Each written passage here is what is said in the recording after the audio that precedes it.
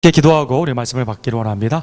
사랑의 하나님 아버지 감사합니다. 우리 갈라디아서를 통해서 다른 복음은 없고 오직 유일한 복음 예수 그리스도임을 다시 한번 상고케 하시고 감사케 하심에 진심으로 감사를 드립니다. 세상이 우리를 미혹하고 또 많은 세상의 것들이 왜곡하는 이때 진리 되시는 복음 되시는 예수 그리스도만을 붙잡고 나아가는 하나님의 복음의 백성들, 우리 언덕교회 모든 성도님들 될 수 있도록 주님 역사하여 주시옵소서.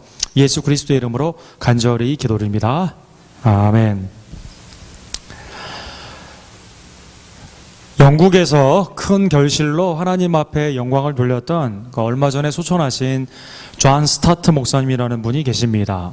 그분이 많은 저서들을 남겼는데요. 미어 크리스천리티, 또 기독교의 기본 진리 여러 가지 책들을 많이 남기셨는데 그 중에 쓴 책 중에 Our Guilty Silence라는 책이 있습니다. 자녀가 태어나서 자라게 되면 부모님은 자녀가 빨리 입을 뜨기를 원합니다. 어느 정도 나이가 되면 어느 소리가 이제 언어로 나오게 되면서 어머니와 자녀 간에 또 자녀가 바깥으로 소통을 하게 되는 것입니다. 자녀가 말을 하지 못한다면 부모의 입장에서는 매우 안타까운 일이며 혹시 우리 아이에게 무슨 문제가 생기지 않았을까? 부모의 마음은 매우 안타깝고 그 가운데 걱정을 하게 되는 것입니다. 이것을 스타트 목사님은 하나님이 우리를 바라보실 때 그러한 모습으로 우리가 나아가지는 않는지 살펴보기를 원하신 것입니다. 이렇게 말씀하십니다. 만일 복음이 성경의 주장대로 우리를 구원한 기쁜 소식이라면 복음 그 자체를 확신하지도 않고 전하지도 않는 침묵의 삶은 매우 불행한 일이다. 주님이 우리를 복음 예수 그리스도로 구원하여 주셨다면 그 확신 가운데 우리는 복음을 다른 자들에게 담대히 증거해야만 된다라는 것입니다. 그러나 성도가 만약 입을 닫고 있다면 여기에 나와 있는 사람들처럼 여전히 죄책감 가운데 죄사함의 기쁨을 누리지 못하고 죄책감 가운데 침묵하고 있다면 그것은 하나님의 마음을 아버지를 아프게 하는 것이다 라는 것입니다. 사랑하는 성도 여러분, 여러분과 저는 오늘날 복음을 확신 가운데 기쁨으로 전하고 있는지요? 아니면 말 못하는 아이들처럼 말 못하는 부모님의 마음을 아프게 하는 침묵 가운데 있으면서 하나님의 마음을 아프게 하고 있지는 않은지요? 오늘 본문에 보면 바울 사도를 사도로서 인정을 한 기둥과 같은 베드로 사도조차도 복음을 부끄러워하는 그 모습이 이렇게 나와 있습니다. 2장 9절에 보면 바울 사도가 예루살렘에 가서 기둥같이 여기는 야고보, 예수님의 동생이죠. 게바, 베드로, 요한, 그리고 예수님의 심장 소리를 들었던 사랑의 사도들과 더불어 하나님이 그를 부르셨음을 기뻐하며 그들과 함께 악수를 하고 이제 사역에 임하는 영접의 환영을 받은 것을 볼 수가 있습니다. 그런데 오늘 본문 11절에 보면 예루살렘에서 얼마 시간이 지난 후에 바로 안디옥에 베드로, 게바가 오게 되었을 때 책망을 받게 되는 일이 있었다라는 것입니다. 초대교회에 있어서는 영공서열이 권위의 주제가 되는 것이 아니라 오늘 본문에 보면 나중에 부름을 받은 바울이지만 기둥같이 여겨지는 베드로조차도 복음에서 떠나게 되면 과감하게 책망을 받게 되는 복음 권위에 있었던 교회임을 우리가 알 수 있는 것입니다. 그러면 기둥같이 여겼던 베드로가 나중에 부르심을 받은 바울에게 왜 책망을 받게 되었을까요? 그 이유는 12절에 나와 있는 것처럼 야고보에서 온 어떤 이들이 이르기 전에 게바가 이방인과 함께 먹다가 그들이 오매 그가 할례자들을 두려워하여 떠나 물러갔다라고 나와 있습니다. 할례자들을 두려워하여 떠나게 되는 이방인과 함께 식사를 하는 가운데 할례주의자들 2장 초반부에는 그들을 유대 유력한 자들이다라고 말을 하고 있고 가만히 들어온 자라고 말을 하며 또 거짓 형제라라고 말을 합니다. 이방인과 식사하는 것이 범죄이며 예수 그리스도로만으로는 충분하지 않고 아브라함의 자손임을 8일 만에 할례를 받아야 되기 때문에 이방인도 반드시 구원 가운데는 할례를 받아야 되며 또 유대인들이 먹고 마시는 유대인의 그 경건의 음식의 습관을 따라야 된다고 주장하는 자들이 예루살렘에서 오게 되니까 베드로는 두려워하며 이방인과의 식사의 자리를 멈추고 피하게 된 것입니다. 신명기 7장에 보면 우상을 섬기는 이방인과 혼인을 하지 말라라고 나와 있습니다. 그게 궁극적인 목적은 그 가운데 우상 숭배로 하나님의 자녀들이 미혹받을 수 있기 때문에 그렇게 하지 말라라는 것입니다. 신명기 7장을 자세히 읽어보면 그러나 그 가운데 이방인과 함께 밥을 먹지도 말라라는 규정은 없는 것입니다. 오늘 보면 13절에 보면 기둥같이 여겼던 베드로뿐만 아니라 안디옥 교회에 직접 소개를 한 유로자이며 권위자였던 바나바조차도 사도행전에 보면 그로 말미암아 교회가 부흥케 되고 많은 사람의 존경을 받았던 바나바조차도 여기에 외식을 하게 되었다라고 나와 있습니다. 베드로와 바나바가 외식을 한 이유는 복음을 떠나 당시의 유대주의자들, 율법주의자들이 주장을 하였던 미스봇, 유대인들이 반드시 가져야 되는 그러한 전통의 계명들 가운데 그들이 치우쳤기 때문인 것입니다. 유대인들은 하나님이 원하시는 뜻이 무엇일까 매일의 삶 가운데 해석을 하여 613가지의 그 계명을 새로 만들었습니다. 그래서 613가지의 미즈봇, 행해야 된다는 그러한 뜻인데요. 1년이 365일이기 때문에 365가지의 금지 조항을 만들었습니다. 그리고 사람의 몸에 있는 기관과 뼈가 248가지라는 당시의 의학 상식을 통해서 순종의 조항들을 전통으로 그렇게 만들게 된 것입니다. 여기에 140에서 160의 조항들을 보게 되면 먹는 것에 관한 조항들이 많이 나와 있는데요. 여기에 신명기, 하나님의 말씀이 아닌 인간의 해석이 더 확대되어서 이방인과는 먹지도 말라라는 그 규정이 있었던 것입니다. 당시 할례주의자들, 유대 율법주의자들이 이런 것을 주장하고 안디옥 교회에 가게 되었을 때 기둥같이 여겼던 베드로다 하더라도, 권위자였던 바나바다 하더라도 복음을 떠나 사람들을 두려워하여 이방인과의 교제를 하지 않은 것입니다. 바울은 여기에 대해 사람들 앞에 공개적으로 책망을 합니다. 14절에 보면 왜 복음의 진리 가운데 행하지 않고 떠났느냐라는 것입니다. 내가 유대인으로서 이방인을 따르고 유대인답게 살지 아니하면서 어찌하여 억지로 이방인을 유대인답게 살려 하려느냐. 아니, 이방인을 전도하기 위해 부름을 받았으면서, 그리고 너 자신도 유대 율법의 그러한 전통을 지키지 않으면서 왜 다른 사람 보고는 유대인처럼 살라고 하느냐라고 책망을 하게 된 것입니다. 사실 이 말은 얼마 전에 있었던 예루살렘 총회에서 베드로가 이 말씀을 한 것에 배경을 하고 있습니다. 유대인들에게도 할례와 또 그들이 반드시 유대의 그 율법들을 지켜야 된다고, 예수님으로는 부족하며 율법을 더해야 된다고 주장하던 그러한 사람들이 예루살렘 총회에 있었을 때 베드로가 담대히 일어나 사도행전 15장 10절에 나와 있는 것처럼 이렇게 말을 한 것입니다. 그런데 지금 너희가 어찌하여 하나님을 시험하여 우리 조상과 우리도 능히 매지 못하였던 몽해를 제자들의 목에 두려느냐. 사실은 베드로조차도 전에는 담대하게 일어나 이방인에게는 율법의 멍에를 매게 해서는 되지 않는다라고 말했던 것입니다. 그러나 상황이 바뀌게 됐을 때 그는 그렇게 말한 자신을 잊어버리고 복음에 떠나 지금 외식을 하고 있다라는 것입니다. 사랑하는 성도 여러분, 율법의 한계가 바로 여기에 있습니다. 율법주의가 구원에 합당하지 않은 이유가 바로 여기에 있다라는 것입니다. 자기 자신도 지키지 못하면서 다른 사람에게 지키라고 하는 이 모순이 결국 율법주의의 한계이다라는 것입니다. 여러분, 노예였지만 인간의 죄악을 잘 파악해서 우화적으로 표현한 이솝이 있죠. 그 이솝 우화, 여러분 많이 읽어보셨을 것입니다. 이솝 우화 중에 엄마 개와 아빠 개라는 그 유명한 그 우화가 있습니다. 엄마가 이 개를 아기에게 가르치기 위해서 다니면서 절대 너는 바위에 올라가면 안 된다. 바위에 올라가면 솔개가 와서 너를 물게 되니까 너는 올라가면 되지 않는다. 아기가 묻습니다. 그런데 왜 어머니는 올라가시나요? 너 똑바로 걸어. 지금 말대답하네? 빤듯이 걸어. 너 왜 옆으로 걷니? 빤듯이 걸어라고 말합니다. 아이가 반드시 걸으려고 노력을 합니다. 그러나 걔는 생리상 반드시 걸을 수가 없습니다. 옆으로 걷게 되는 것이죠. 어머니 시범을 한번 보여주세요. 어떻게 하면 반드시 걷습니까? 어머니가 시범을 보이는 것입니다. 어머니가 반드시 걸었을까요? 옆으로 걷게 되는 것이죠. 어머니도 옆으로 걷는데요. 이 이야기가 우화입니다. 율법주의의 한계는 자기도 지키지 못하면서 남 보고 지키라고 하니까 그 가운데 아무런 능력이 없게 된다라는 것입니다.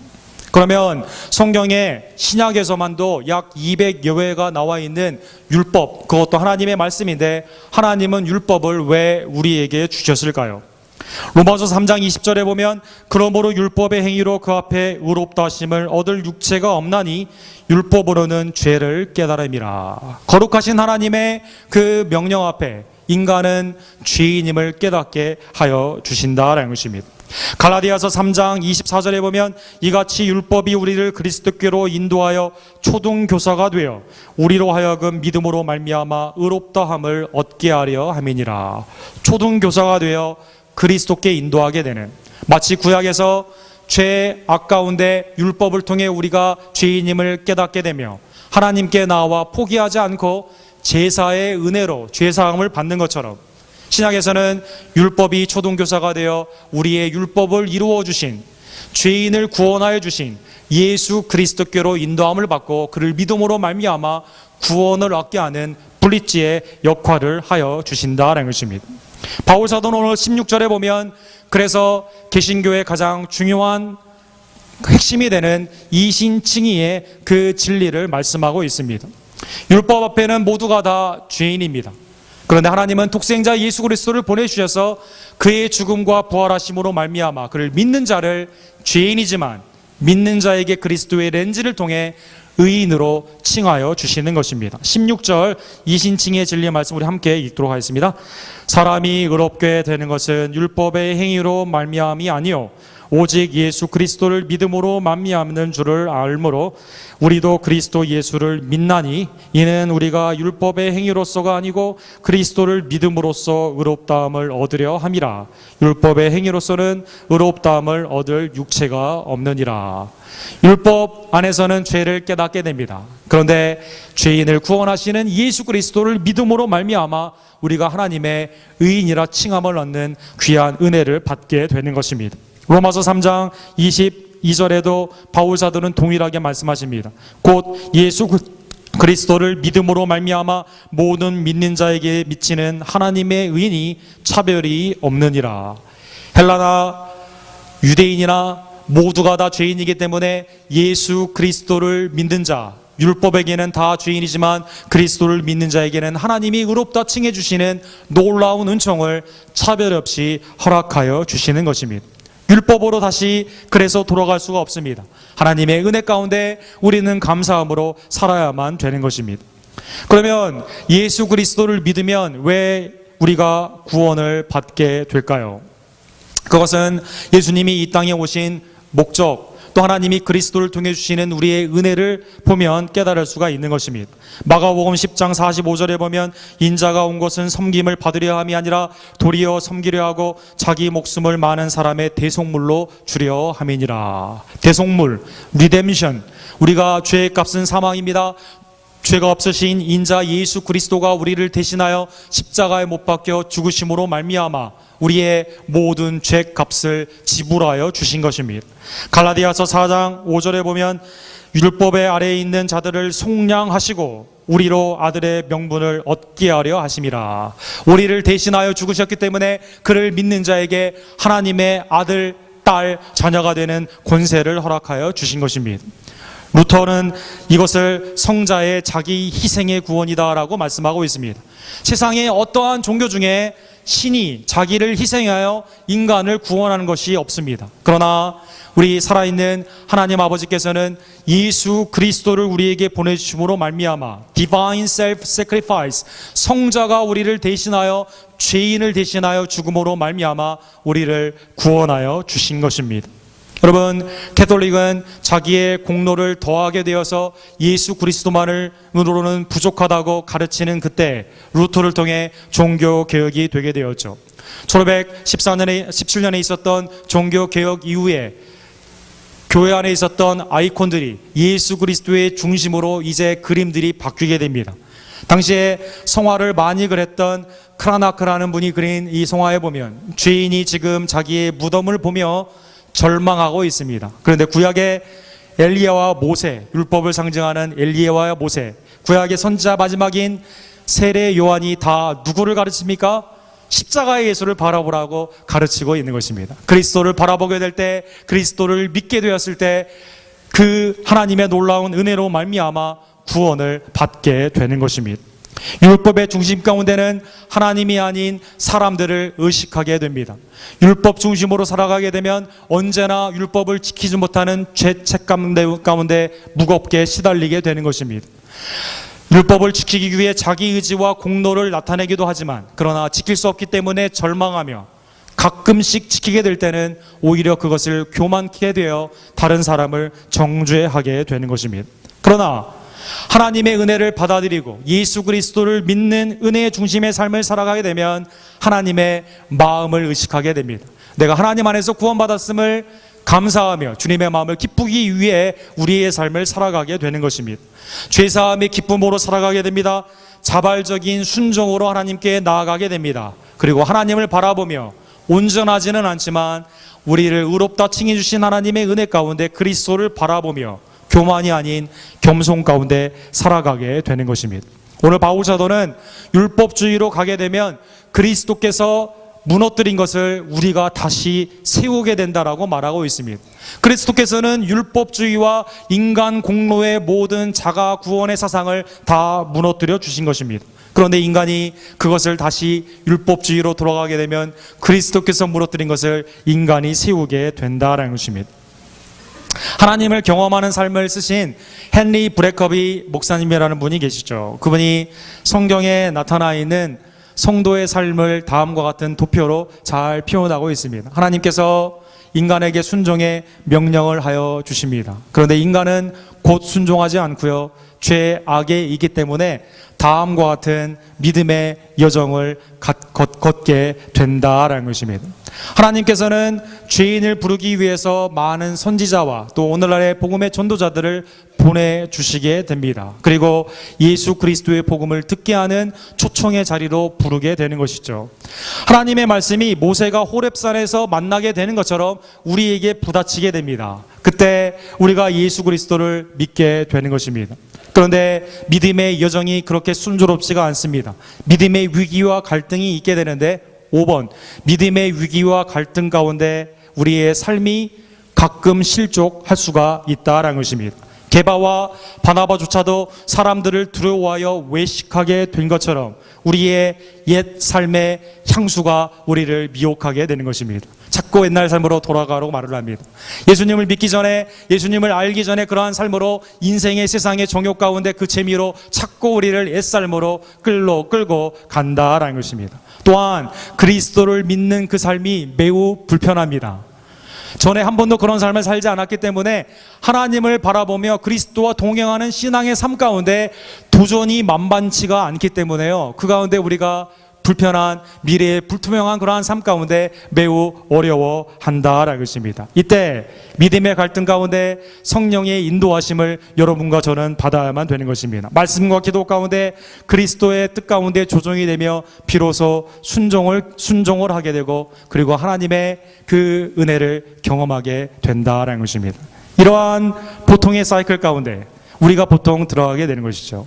이러한 사이클에 많은 경험을 하게 되면 하나의 지혜가 생기는데요. 무슨 지혜가 생길까요?